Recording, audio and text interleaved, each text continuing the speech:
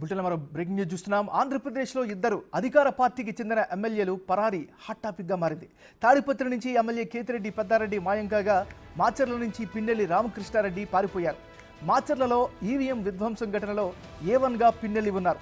దీంతో పాటు టీడీపీ ఏజెంట్లపై దాడులు, ఎన్నికల కోడ్ ఉల్లంఘన కేసుల్లోనూ ఆయనను నిందితుడిగా పేర్కొంటూ కేసులు నమోదయ్యాయి.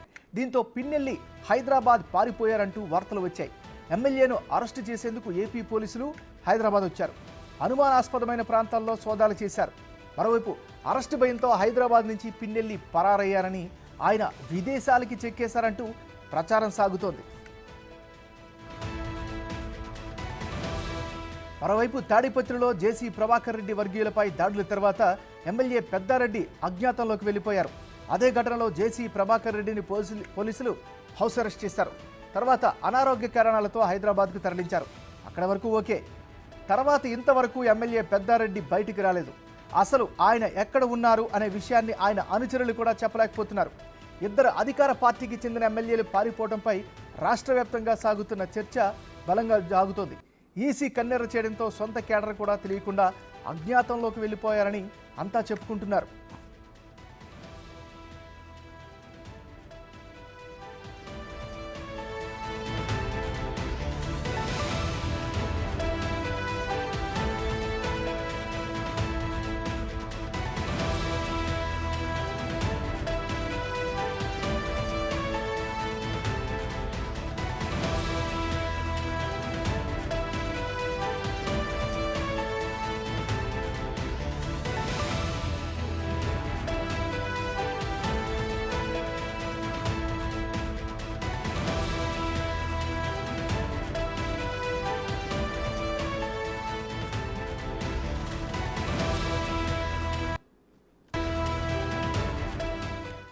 బులెటిన్లో మనం బ్రేకింగ్ న్యూస్ చూస్తున్నాం. ఆంధ్రప్రదేశ్లో ఇద్దరు అధికార పార్టీకి చెందిన ఎమ్మెల్యేల పరారీ హాట్ టాపిక్గా మారింది. తాడిపత్రి నుంచి ఎమ్మెల్యే కేతిరెడ్డి పెద్దారెడ్డి మాయం కాగా మాచర్ల నుంచి పిన్నెల్లి రామకృష్ణారెడ్డి పారిపోయారు. ఇక ఈ అంశాలకు సంబంధించి మరింత తాజా సమాచారం అందించేందుకు అనంతపురం నుంచి యోగానంద్, అదేవిధంగా గుంటూరు నుంచి సాయి శంకర్ లైవ్లో సిద్ధంగా ఉన్నారు. ముందు సాయి శంకర్ దగ్గరికి వెళ్దాం. సాయి శంకర్, చెప్పండి, మీ దగ్గర ఉన్న అప్డేట్స్ ఏంటి? స్థానికంగా ఎలాంటి చర్చ జరుగుతుంది? పోలీసులు ఏమని ఏ కోణంలో దర్యాప్తు చేస్తున్నారు? ఎంఎన్ఆర్ ప్రధానంగా పీఆర్కేకి సంబంధించినటువంటి అంశంలో ఇప్పటి వరకు ఒక క్లారిటీ లేనటువంటి పరిస్థితి ఉంది. అసలు పీఆర్కే ఎక్కడున్నారు, ఏం చేస్తున్నారు అనే దానికి సంబంధించి పెద్ద ఎత్తున నియోజకవర్గంలోనే కాదు జిల్లా వ్యాప్తంగా కూడా చర్చ జరుగుతున్నటువంటి పరిస్థితి ఉంది. ఈవీఎం ధ్వంసానికి సంబంధించినటువంటి కేసు వ్యవహారానికి సంబంధించినటువంటి అంశంలో నిన్న సాయంత్రం నుంచి కూడా పోలీసులు అదుపులోకి తీసుకున్నారు, అరెస్టు చేశారు. మరికొద్ది సేపట్లో నసరాపేట తీసుకొని రానున్నారు అనే విధంగా కూడా పెద్ద ఎత్తున హల్చల్ చేసినటువంటి పరిస్థితి ఉంది. కానీ ఇప్పటి వరకు పోలీసులు అదుపులోకి తీసుకున్నారా, విచారిస్తున్నారా, లేకపోతే పరారులో ఉన్నారా, అసలు ఇండియాలోనే ఉన్నారా, ఇండియా దాటి వెళ్ళారా అనే అంశానికి సంబంధించి మాత్రం ఒక క్లారిటీ లేనటువంటి పరిస్థితి ఉందనే విధంగా చెప్పచ్చు. ప్రధానంగా ఈరోజు కూడా నియోజకవర్గంలో పోలీసులు పెద్ద ఎత్తున కూడా మోహరిస్తున్నటువంటి పరిస్థితి ఉంది.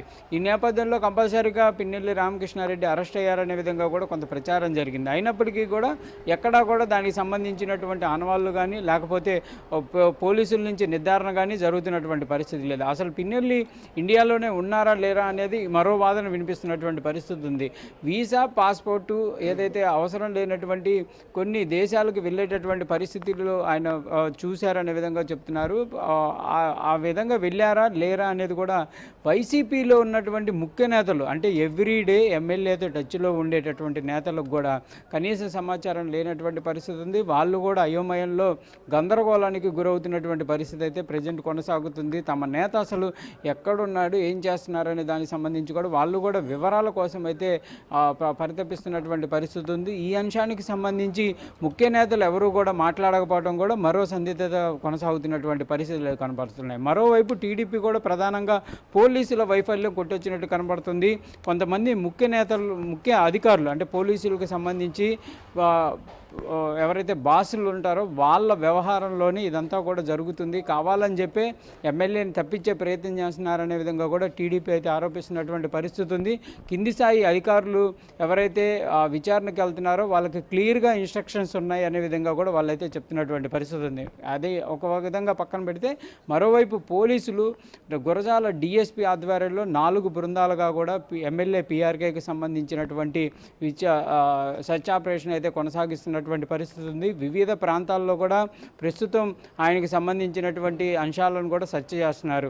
ఆయనకి సంబంధించినటువంటి సన్నిహితుల ఇల్లులు, అదేవిధంగా ఆయనకి దగ్గరగా ఉండేటటువంటి వ్యక్తులు ఫోన్ డేటా ఆధారంగా కూడా వివరాలను అయితే సేకరిస్తున్నటువంటి పరిస్థితి ఉంది. ఈ 2-3 రోజుల్లో పిఆర్కే ఎవరితో టచ్లో ఉన్నారు, ఎవరితో మాట్లాడటం జరిగింది అనే దానికి సంబంధించి కూడా క్లియర్గా డేటాను అయితే సేకరిస్తున్నటువంటి పరిస్థితి ఉంది. మొత్తంగా మాత్రం సెర్చ్ ఆపరేషన్ కొనసాగుతున్నప్పటికీ ఇప్పటి వరకు అయితే ఒక క్లారిటీ అనేది రాలేదనే విధంగా చెప్పచ్చు. స్థానికంగా ఉన్నటువంటి టీడీపీ నేతల వెర్షన్ ఏ విధంగా ఉంది, వారి యొక్క అంచనాలు కావచ్చు, లేకపోతే వారి యొక్క అభిప్రాయం ఏంటి మరి? ప్రధానంగా కొద్దిసేపటి క్రితం బిగ్ టీవీతో మాట్లాడుతూ స్థానికంగా టీడీపీ అభ్యర్థిగా పోటీలో వచ్చినటువంటి బ్రహ్మానందరెడ్డి కూడా ఈ అంశంపైన స్పందించడం జరిగింది.